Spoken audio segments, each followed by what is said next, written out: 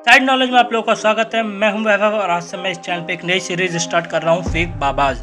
इस सीरीज के अंदर मैं आप लोगों को बताऊंगा उन फेक बाबाज के बारे में जिन्होंने हमारे देश और हमारी आस्था और हमारे धर्म के साथ खिलवाड़ किया। तो इस लिस्ट में जिस बाबा का नाम सबसे पहले मैं रख रहा हूँ वो है बाबा नित्यानंद। ये एक बहुत बड़ा फ्रॉड है और एक बहुत बड़ा भगोड़ा जिसको हमारा देश पकड़ नहीं पाया, पर आने वाले समय में हो सकता है इसको वापस पकड़ के देश में ला सकें और इसको इसके किए की सजा दे सके। तो बात करें बाबा नित्यानंद के रियल नाम से, जो इसका रियल नाम था अरुणाचलम राजशेखरम और इसका जन्म हुआ था तमिलनाडु के तिरुमलवई नाम की जगह पे हुआ था। अगर ये नाम गलत ले रहा हूँ तो इसके लिए माफ़ करें।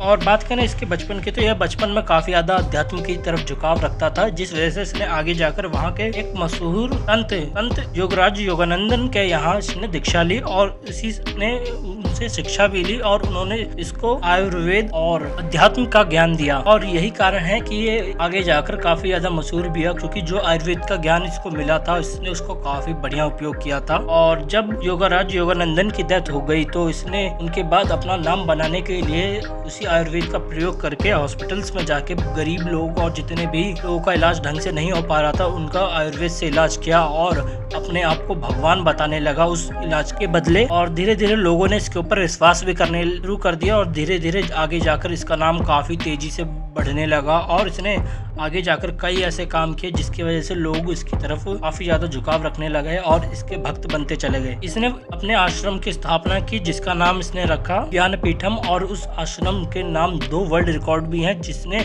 अमेरिका सहित कई देशों के अंदर अपनी स्थापना की और उसने वर्ल्ड रिकॉर्ड बनाया सबसे बड़े योगा क्लासेस का, जिसके अंदर उसने large yoga classes plus all yoga classes करवाई जो कि वर्ल्ड रिकॉर्ड में शामिल हो गया है। और साथ ही साथ इसने कई ऐसे कार्य किए जिससे लोग इससे जुड़ते चले गए। पर 2010 में सन टीवी ने फिर आश्रम में एक स्टिंग ऑपरेशन किया जहां पे इसका एक एमएमएस लीक कर दिया सन टीवी ने, जिसके अंदर ये एक साउथ एक्ट्रेस रंजीता के साथ अश्लील अवस्था में पाया गया और उसके बाद इसके ऊपर काफी तगड़ी जांच बैठ गई और धीरे धीरे फिर इस काले चिट्टे खुलने लगे।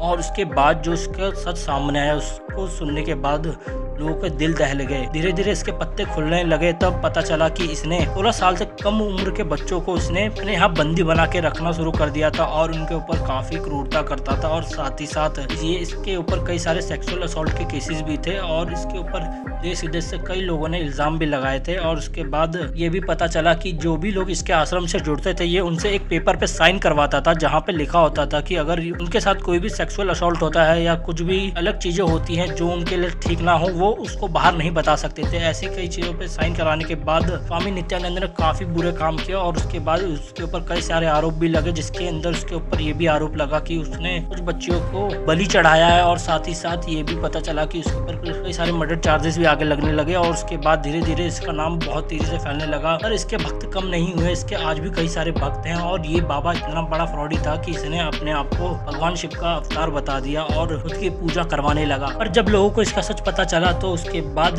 ये भगोड़ा यहाँ से भाग गया और ये नेपाल के रास्ते किसी तरीके से लैटिन अमेरिका चला गया और वहाँ जाकर इसने एक आइलैंड लिया और उसका नाम कैलासा रखा और इसने वहाँ पे अपनी एक करेंसी निकाली। साथ ही साथ इसने अपना एक फ्लैग बनाया और वहाँ पे नंदी को राष्ट्रीय पशु बनाया। आप इसके फ्लैग के ऊपर नंदी को भी देख सकते हो और साथ ही साथ इसने खुद का रिजर्व बैंक भी बनवाया। पर ये यहीं पे नहीं रुका, इसने एक वेबसाइट बनाई जहाँ पर आप जाकर इसके देश की नागरिकता ले सकते हो और साथ ही साथ आप इसके देश में जाकर रह सकते हैं। और इसका कहना है कि इसने ये देश बनाया है सिर्फ हिंदुओं के लिए और यहाँ पे सिर्फ हिंदू ही रह सकते हैं। ऐसे कहकर इसने कई लोगों को बहकाया और आज भी कई सारे लोग इसको फॉलो करते हैं। और कुछ लोगों का मानना है कि इंडियन गवर्नमेंट ने इसके ऊपर जानबूझकर ये इल्ज़ाम लगाए ताकि वो वोट बैंक की राजनीति कर सके, ऐसे कई इल्ज़ाम लगाए। और साथ ही साथ इसने ह्यूमन राइट्स के ऊपर भी कई बार कहा है कि इंडिया के अंदर उसके ह्यूमन राइट्स छीन लिए गए हैं, ऐसे कई सारे आरोप लगाए। और साथ ही साथ इसके कुछ शिष्य यूएन में चले गए अपनी देश की मांग के साथ साथ इसने